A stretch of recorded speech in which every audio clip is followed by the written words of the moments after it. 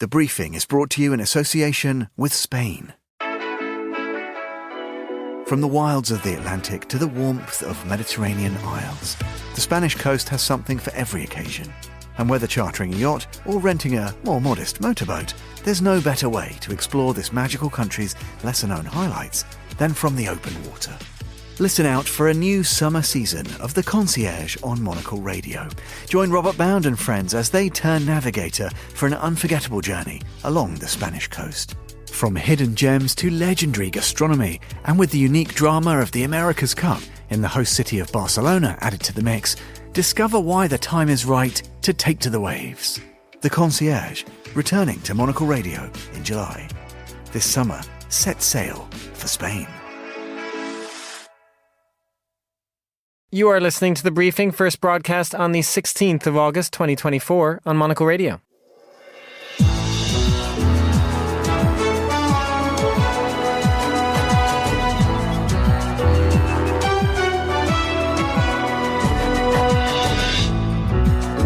Hello and welcome to The Briefing, coming to you live from Studio One here at Midori House in London. I'm Chris Chermak. Coming up on today's programme, our Asia editor James Chambers joins to talk about Thailand's messy politics. James, there is a new Prime Minister just days after a court ousted the previous one. That's right, Chris. I'll be coming on to talk about the next generation of the Shinawatra clan, who's become Prime Minister as of this morning.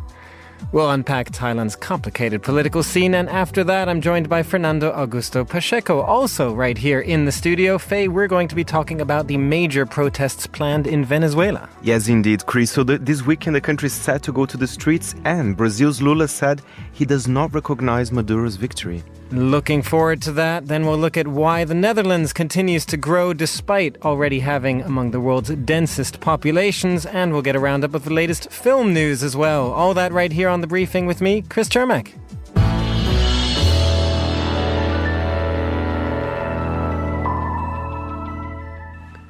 It's been a tumultuous week in Thai politics, to say the least. One opposition party disbanded by a court, another party created in its place, one prime minister ordered to step down by a court, another anointed to take their place. The new prime minister named today is 37-year-old Paetongtarn Shinawatra, and if things were not complicated enough, she is the daughter of the former Prime Minister Thaksin Shinawatra, who will face his own day in court next week. I am joined now to unpack all of this by Monocle's Asia editor James Chambers, normally based in Bangkok, but he joins me right here in studio. Good afternoon, James. Good afternoon, Chris. Is this just business as usual in Thai politics, James, or is this a remarkable week even by Thai standards? I mean, it does seem like so much has happened in the last week, and yet, actually, when you look at it, so little has changed. I mean, the opposition party was dissolved, but then reformed, and the candidate, or the per-Thai candidate for Prime Minister, was kicked out, but now they have another person in the job. And so, you know, it's still very much business as usual. And actually, Thaksin's daughter, youngest daughter, Paetongtarn, who's now Prime Minister, everyone knew that this was her destiny, or that this is what Thaksin wanted. And she was being prepped for this role. The previous Prime Minister, Seta Thavisin, the property tycoon, it was always the understanding that this was a temporary, a placeholder job for him. And he was preparing the ground for her to take over. The question was when. And I think the plan wasn't for it to be so soon and under the current circumstances. And it feels like Thaksin's hand has been forced. He didn't necessarily want to put his youngest daughter in this position at this point. And everyone's describing this as effectively the last roll of the dice for the Shinawatra clan. She is, she has the same kind of star power that he had when he burst onto the scene at the start of the century. She is a bit of a, she has that charisma, she has that appeal on the stump. So, she could make a difference, but it's very risky. How close is she to her father? I mean, will she have her own identity, I suppose, as she now takes over the lead in Thai politics? And what do you expect from her in that regard? Well, she's very much her father's daughter. She is a political rookie. If you look at her CV, she's never served any time in office. But at the same time, she has grown up in a very political household, and she is very close to her father.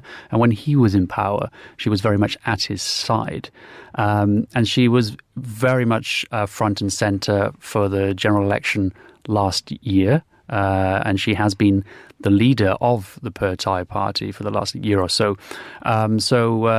She's very much, she's been in and around politics.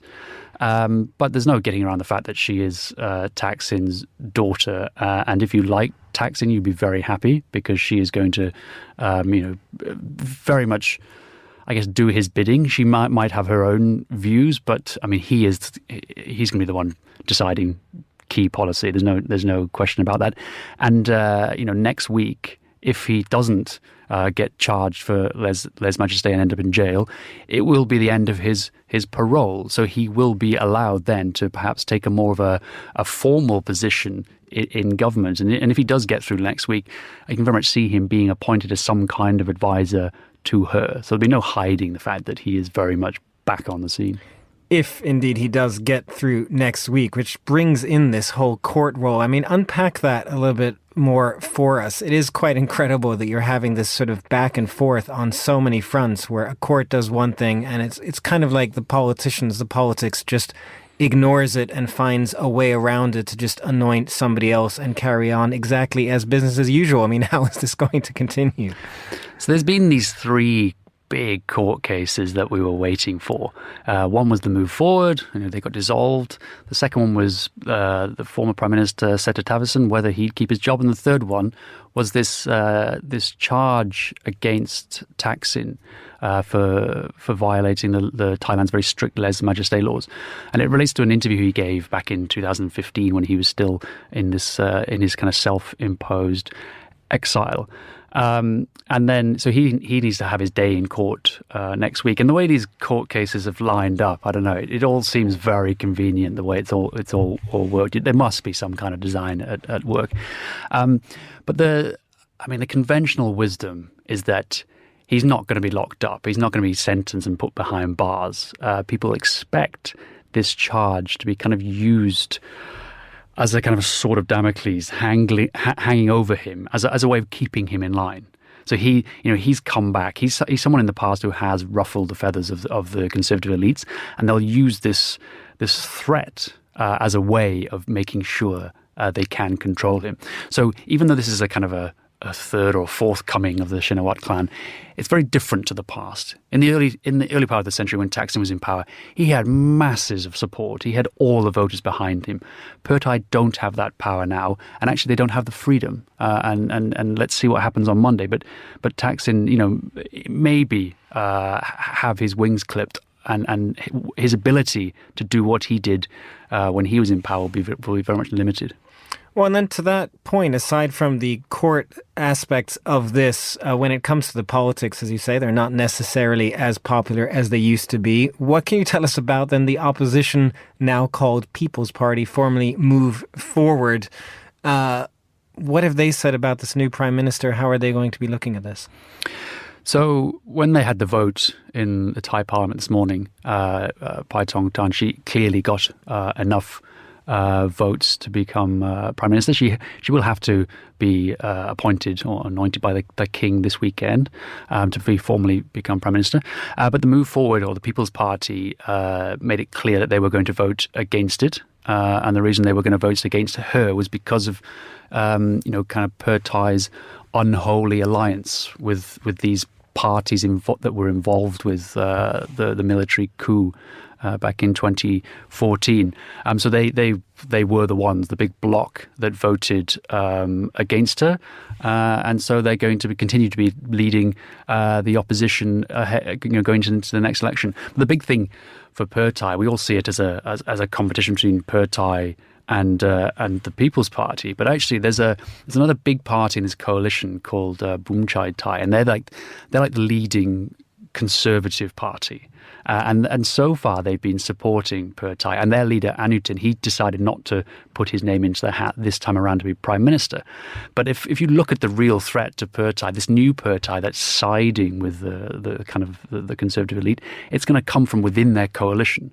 And actually they may find that at the next election, People's Party are going to come out in front, no doubt about it. But it actually might be Bumjaitai who comes second and Paetongtarn become third. And putting Paetongtarn in as prime minister, this really is their last shot, their last roll of the dice at trying to reclaim some of that popularity, because she is popular with voters. She has a way of communicating with the people on the ground in the way that Seta, as a kind of a tycoon, a Bangkok-based kind of international elite, didn't have. So she is their star, and she does have a shot, but she has a lot. It's going to be tough. So then, jury is out on whether this brings some measure of political stability to Thailand going forward. Thanks very much, James. It was our Asia editor, James Chambers. And now, here's Laura Kramer with today's other news headlines. Thanks, Chris. Ukraine says it has captured hundreds of Russian prisoners of war in Kursk. A senior government advisor says they will be exchanged at a later date for the Ukrainian prisoners of war kept by Russia. Meanwhile, an aide to the Kremlin has claimed that NATO and the West were directly involved in the planning for Kyiv's attack on the Kursk region, an allegation the White House denies. Dozens of Israeli settlers have set fire to houses and cars in a village in the occupied West Bank. The Palestinian Health Ministry says at least one person has been killed. Settlers threw rocks and Molotov cocktails as they attacked the village yesterday evening. In the United States, State Department has told the U.S. Congress that Australia, Britain, and America now have compatible export control regimes. It makes a significant step needed to facilitate technology sharing and allow the trilateral AUKUS Defense Pact to move ahead.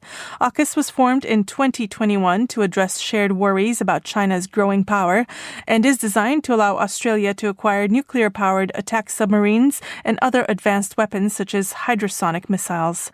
Those are the day's headlines. Back to you, Chris. Thanks very much, Laura. To Venezuela now, where efforts to unseat the president, Nicolas Maduro, who claims to have won an election that most impartial observers say he lost, have been moving at something of a snail's pace in the last week or so. They will pick up, though, this weekend with a series of protests in Venezuela and across the globe planned for Saturday. Brazil has also stepped up its rhetoric against Venezuela and Maduro, and here to tell us more is Monocle's senior correspondent Fernando Augusto Pacheco. Fernando, good afternoon. Good afternoon, Chris. How big are we expecting these protests to be, first of all? Well, I think most likely they will be quite big, but at the same time there's some questions here, because straight after the election on 28th of July, there's been protests in Venezuela, but there was a massive crackdown. So 25 people died, over 1,300 people have been arrested. So Maduro is really going for repression here.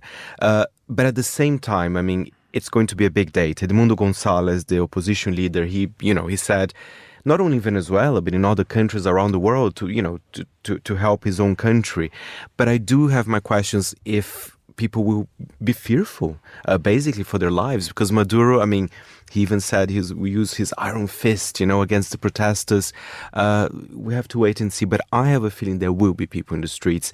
And we need to know, who are going to the street. Because in the first protest after the election, the poorer communities also protested. That was a first. Because Maduro always got that vote for him, because of, the social help the government gives. But I think the country in such a state that even this community might go to the streets as well. What do you expect from, when you talk about Nicolas Maduro and his sort of iron fist response, he's clearly in no mood at this point to compromise whatsoever. But are you expecting protests in Brazil, in other places, other regions of Latin America, which he, can't get to? There might be, but I wonder how efficient would it be. I think it's a nice gesture for sure, but I would be very much paying attention to what's happening in Venezuela. And if I may say here a quote from a U.S. diplomat, Tom Shannon, it was quite an interesting interesting one. He said that the country could go both ways, either the Nicaraguan model or the Romanian model. And the difference is, so far it seems that it's going the Nicaraguan way, which means more repression till the end. That's what Ortega is doing, So it will become like a failed state, but, continue with repression. Or Romania, what they did with dictator Nicolas Ceausescu, sorry, my pronunciation, exactly, which the population turned violently against him. So far, it's the Nicaraguan way. Well, and that brings us, though, to, on the one hand, the population responding, but also what kind of international support they can expect if the population were to respond quite aggressively to this. And Brazil has been, of course, a particularly interesting case as a neighbor. A lot of refugees from Venezuela are in Brazil. What has been your sense of how they've kind of shifted in their response? Well, it's good to say that Brazil so far has been the main international mediator in this whole thing, perhaps followed by Colombia. But yesterday, Lula said very clearly he does not recognize Maduro's victory. That was the first. He was already... he never said that Maduro won, but he said it very clearly. He also called for new elections, but the problem with that neither the opposition or Maduro wants that, because the opposition said, we won. Maduro says the same. So, of course, it's not the official position of Brazil yet, but that's what Lula has been saying. And let's be honest here. Of course, the Russia and China, they always supported Venezuela. But the thing is, Brazil is not like its main ally, I would say, but there was, at the beginning of Maduro's presidency many years back, there was some sort of sympathy between both countries. They're both come from the left spectrum of politics, but now I think Maduro is losing friends in the region, and even his leftist friends, including Lula, Gustavo Petro from Colombia. I'm sure this will affect him as well. Well, it'll affect him, but that is also the question then what Brazil kind of does next, isn't it? I suppose if these diplomatic relations are going to take a turn, you have seen other Latin American countries either cut off diplomatic ties with Venezuela, or Venezuela has responded to some of their comments by cutting off diplomatic ties with them. Do you expect it to go to that kind of level when it comes to Brazil, or is Lula, even with his sort of turn now saying Maduro lost, or he believes Maduro lost, is he still going to try and play this kind of mediator? Depending on what happened, I do expect that there might be a severe of diplomatic relations, like it happened to Nicaragua, funnily enough, just a few days ago between Brazil and Nicaragua for all sorts of reasons. So I do expect that, but remember, not further than that, because Brazil believes in no interventionist policies, so I don't expect a full-fledged war in the continent. Well, we'll continue to watch what happens with these protests in Venezuela as well. Fernando Augusto Pacheco, thank you very much for joining us. You're listening to The Briefing on Monocle Radio.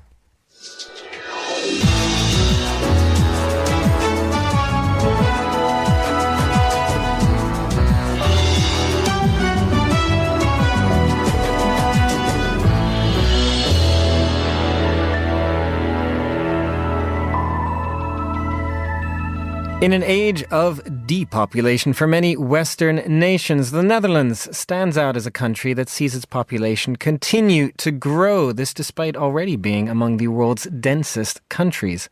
Last night, the country's census count, which you can watch online, ticked over 18 million for the first time. And as of this broadcast, I am looking live at the website where you can check this. It currently says 18,375 has just ticked over to 375. Here to tell us why and what that means for the Netherlands is Stefan de Vries, European Affairs correspondent for Euronews and BNR News Radio based in Amsterdam.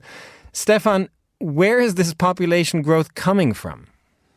Yeah, excellent question. Actually, when I was born, I think I was around number 13 million. So in my lifetime, 5 million new Dutch people entered the Netherlands. Most of it, the last decade, comes from immigration.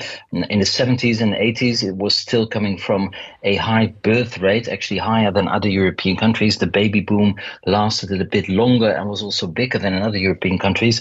it is actually the 18 million people is actually double the number of people that lived in the country at the end of the Second World War. So it's really a huge increase, especially if you look at the other European countries, most of them already facing a decreasing population due to aging or a stabilization of the number of people. So it is a mix of a big baby boom in the 70s and 80s, and now in recent times, basically more and more immigration. The country grew with about 1 million people over the last 7 years, and most of them were newcomers to the Netherlands.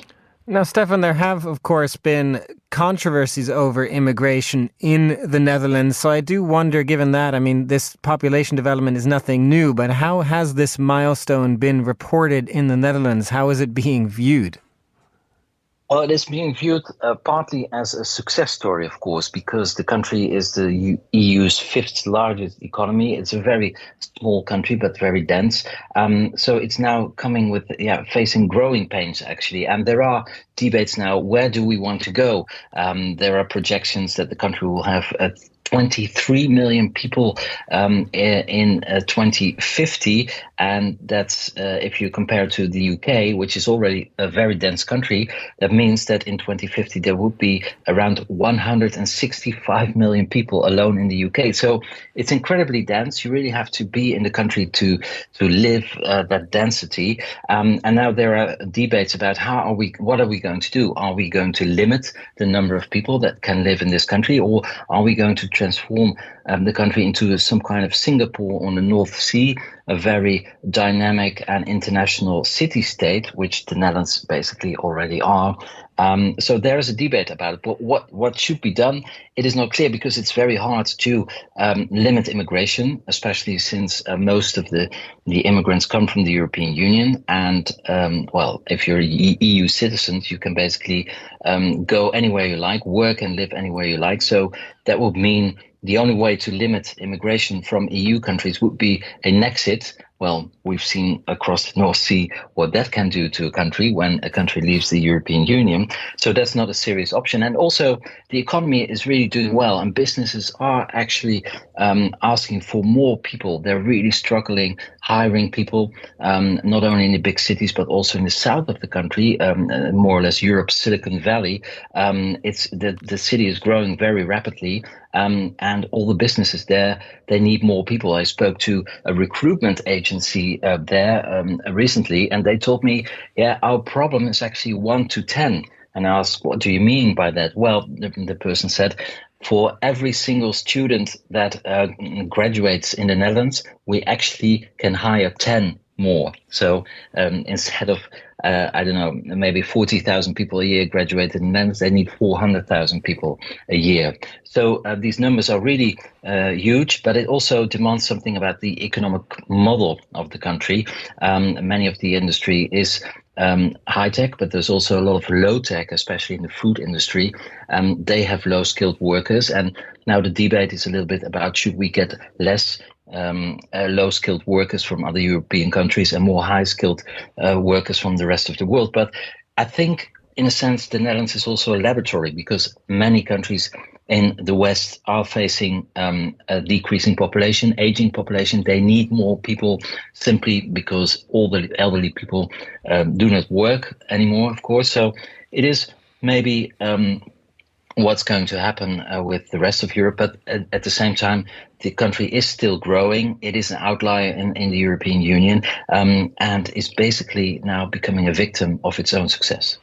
And Stefan, just finally on that, I mean, it's fascinating the way you describe the sort of economy doing surprisingly well, this need for jobs, despite there already being so many people there, obviously also because there is an aging population. But what about then the creaking infrastructure and housing? How urgently is that being considered? Do they need skyscrapers? I mean, what are we talking about here?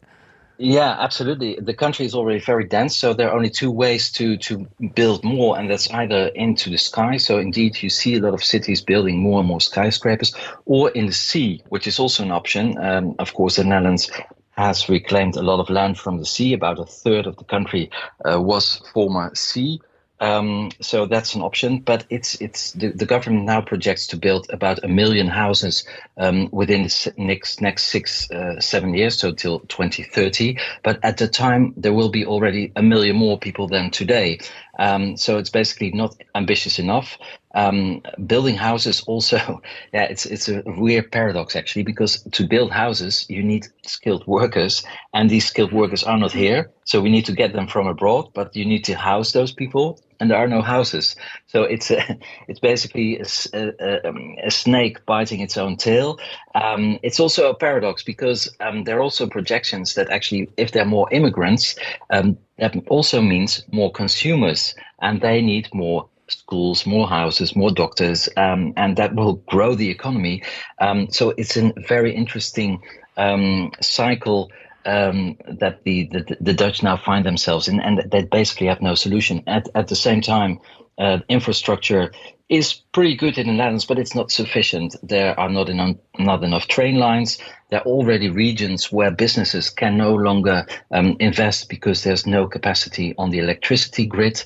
And of course, schools, there's a huge shortage of teachers at all levels of schooling in the Netherlands. And schools, of course, education is where you should invest as a country if you want to go forward. And so you see a sort of successful but paralyzing economy because of the lack of people, and it's a very interesting paradox. And the 18 million people, a Dutch person was born or came to the Netherlands yesterday.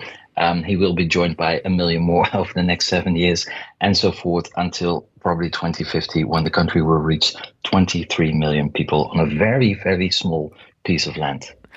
Stefan, thank you very much. That was the Netherlands-based journalist Stefan de Vries. Netherlands population, I can tell you, looking live once again at the census count, is now 18,383,000. It's fluctuating between 383 and 384 at the moment, but welcome to those 8 extra Dutch population members, residents, since we started talking to Stefan. This is The Briefing on Monocle Radio.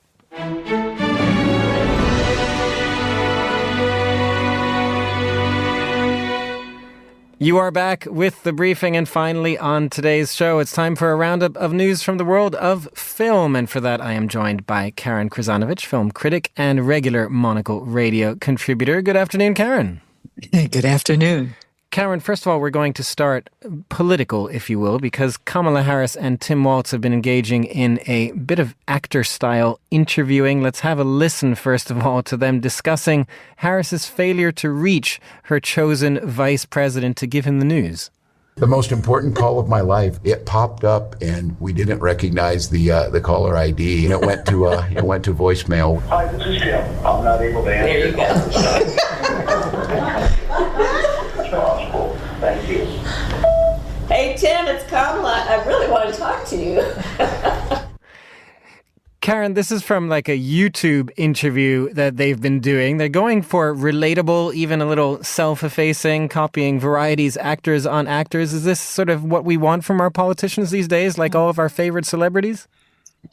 Well, I've got to try something. I mean, I think it's really charming, actually. And it does seem as if they're just, very, very humble people, but still saying, oh, you should be interested in us as we're talking. We're like you, but we're up here.